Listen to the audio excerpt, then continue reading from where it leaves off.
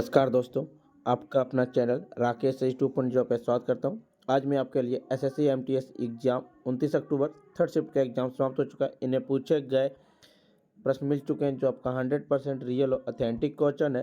और जिन्हें पीडीएफ चाहिए वो हम टेलीग्राम या व्हाट्सएप ग्रुप पर जुड़ सकते हैं या हमारे व्हाट्सएप नंबर से पीडीएफ प्रोवाइड कर सकते हैं। और हमारे व्हाट्सएप ग्रुप पे या व्हाट्सएप नंबर से आपको 30 सितंबर से 29 अक्टूबर के सभी पीडीएफ आपको फ्री कॉस्ट में अपलोड होता है। पहला प्रश्न पूछा गया, उच्चतम लिंगानुपात 1:37 लिंगानुपात किस प्रांत केंद्र शासित प्रदेश की है? तो आपका पांडुचेरी की है। पांडुचेरी 1954 तक भारत में एक फ्रांसीसी औपनिवेशिक बस्ती थी जो अब दक्षिण पूर्वी तमिलनाडु राज्य से घिरा एक केंद्र शासित प्रदेश है।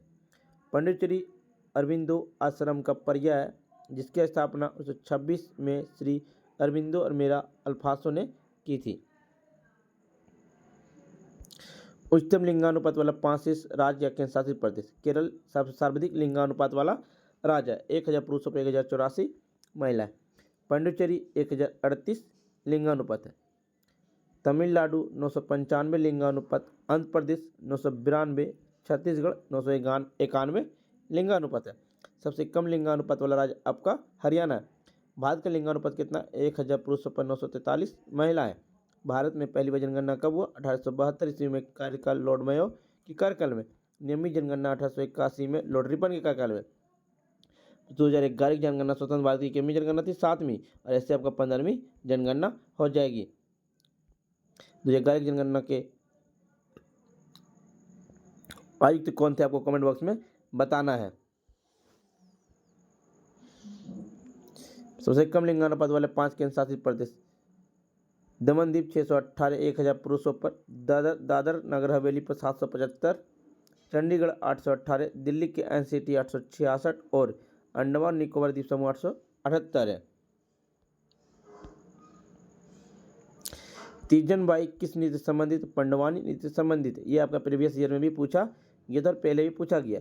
पंडवानी छत्तीसगढ़ की एक पारंपरिक प्रदर्शन कला है जिसमें वह संगीत, सहायक वस्तु के साथ महाभारत के किस्से सुनाती है। उन्हें भारत सरकार द्वारा 1987 में पद्मश्री, 2003 में पद्म भूषण और 2009 में पद्म विभूषण से सम्मानित किया गया। उन्होंने 1995 में संगीत नाटक अकादमी, भारत की राष्ट्रीय संगीत अकादमी नृत्य और नाटक द्वारा दिए गए संगीत नाटक अकादमी पुरस्कार भी जीते। पंडवानी का शाब्दिक अर्थ है महाभारत में पौराणिक भाइयों पांडवों की कहानियाँ।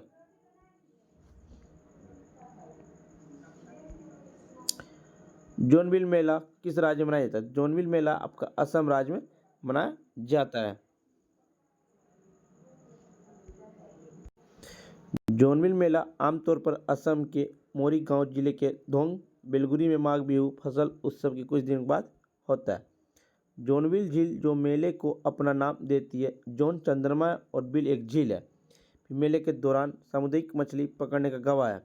जोनबिल मेला का आयोजन तिवा समुदाय द्वारा किया जाता है जिसमें राज्य के मोरीगांव और कार्बी आंगलोंग जिलों के अंदरूनी इलाके के साथ साथ मेघालय के कुछ सीमावर्ती गांव को तिवा, कार्बी, खासी और जयंतिया समुदाय के प्रतिभागी शामिल होते हैं। जोनबिल मेला गोवा साम्राज्य के संरक्षण में आयोजित किया जाता था। जोनबिल झील इस मेले को अपना नाम देती है। यह मेला भारत का एकमात्र ऐसा मेला जहां आज भी वस्तु विनिमय व्यवस्था है। मेले के दौरान जोनबिल झील में सामुदायिक मछली पकड़ी जाती है। और असम के राष्ट्रीय उद्यान है डिब्रू सैखोवा राष्ट्रीय उद्यान, काजीरंगा राष्ट्रीय उद्यान, मानस राष्ट्रीय उद्यान, नामेरी राष्ट्रीय उद्यान, राजीव गांधी ओरंग राष्ट्रीय उद्यान। असम के मुख्यमंत्री हेमंत बिस्वा हैं। बहमनी साम्राज्य के संस्थापन के दौरान तुगलक का शासक कौन था? तो मोहम्मद बिन तुगलक थे। तुगलक राजवंश 1320 से 1414 ईस्वी तक शासन किया।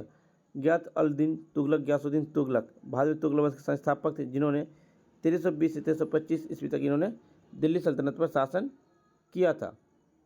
उसने तुगलकाबाद शहर की स्थापना की। उन्होंने नहर का निर्माण, अकाल नीति तैयार करना शुरू किया। मोहम्मद बिन तुगलक 1325 से 1351 ईस्वी तक शासन किया। फिरोज तुगलक 1351 से 1388 तक दिल्ली में सत्ता किया। वह मोहम्मद बिन तुगलक की मृत्यु के बाद तुगलक वंश का तीसरा शासक था। उन्हें फुतहुत फिरोज शाही नाम से अपनी आत्मकथा लिखी। फिरोज शाह तुगलक के बाद गयासुद्दीन तुगलक शाह प्रथम सफल हुआ। 1389 ईस्वी में अबू बर्क शाह द्वारा प्रतिस्थापित किया गया। 1390 ईस्वी में अबू बर्क की जगह नसरुद्दीन मोहम्मद ने ले ली। नसरुद्दीन मोहम्मद शाह तुगलक, जिसे मोहम्मद तुगलक भी कहा जाता है, इस्लामिक दिल्ली सल्तनत पर शासन करने वाले तुगलक वंश के अंतिम सुल्तान थे। उन्होंने 31 अगस्त 1390 से 20 जनवरी 1394 तक दिल्ली सल्तनत पर शासन किया। 1394 ईस्वी संक्षिप्त के लिए नसरुद्दीन मोहम्मद को अलाउद्दीन सिकंदर शाह द्वारा प्रतिस्थापित किया गया था, लेकिन सिकंदर की मृत्यु के बाद सिंहासन फिर से प्राप्त कर लिया गया। उन्होंने 1414 ईस्वी तक शासन किया।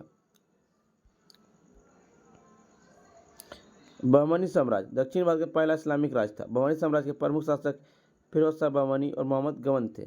बहमनी साम्राज्य अंत में 5 स्वतंत्र राज्यों में बट गया। ये राज्य थे बरार, बीजापुर, अहमदनगर, गोलकोंडा और बीदर। बहमनी साम्राज्य के अंतिम शासक कलीम मुल्ला था। बहमनी साम्राज्य के प्रतिद्वंदी हिंदू विजयनगर साम्राज्य था। स्थापना कब हुआ? विजयनगर साम्राज्य का 1336 ईस्वी में स्थापना किया। विजयनगर साम्राज्य का हरिहर एवं बुक्का नामक ने तुंगभद्रा नदी के तट पर। बहमनी साम्राज्य की राजधानी पहले गुलबर्गा थी, जिसके बाद अहमद शाह वली ने बीदर स्थानांतरित कर दिया था। 1856 विधवा पुनर्विवाह को किसने खत्म करने में मदद की? तो ईश्वर चंद्र विद्यासागर ने की थी। ईश्वर चंद्र विद्यासागर ने चुनौती ली और 7 दिसंबर 1856 को कोलकाता में पहली विधवा पुनर्विवाह अपने दम पर करवाया था। विद्यासागर ने बाल विवाह के खिलाफ जोरदार लड़ाई लड़ी और महिलाओं को शिक्षा के अधिकार का बचाव किया। हिंदू विधवा पुनर्विवाह अधिनियम 1856 का मसौदा लॉर्ड डलहौजी द्वारा तैयार किया गया और लॉर्ड कैनिंग द्वारा पारित किया गया था। इस विधवा पुनर्विवाह अधिनियम 1856 के कार्यान्वयन के समय लॉर्ड कैनिंग भारत के गवर्नर जनरल थे। इस कानून से पहले सती प्रथा को भी लॉर्ड विलियम बेटी ने 1829 में समाप्त कर दिया था।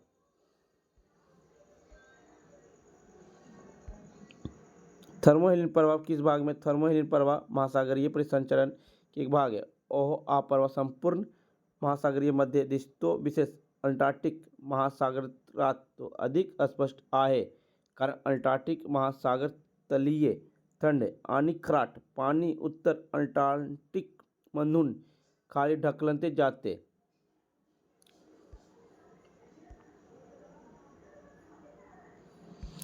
भारत में संघीय न्यायालय की स्थापना किस अधिनियम के द्वारा लाई गई थी? 1935 भारत सरकार अधिनियम के द्वारा लाई गई थी।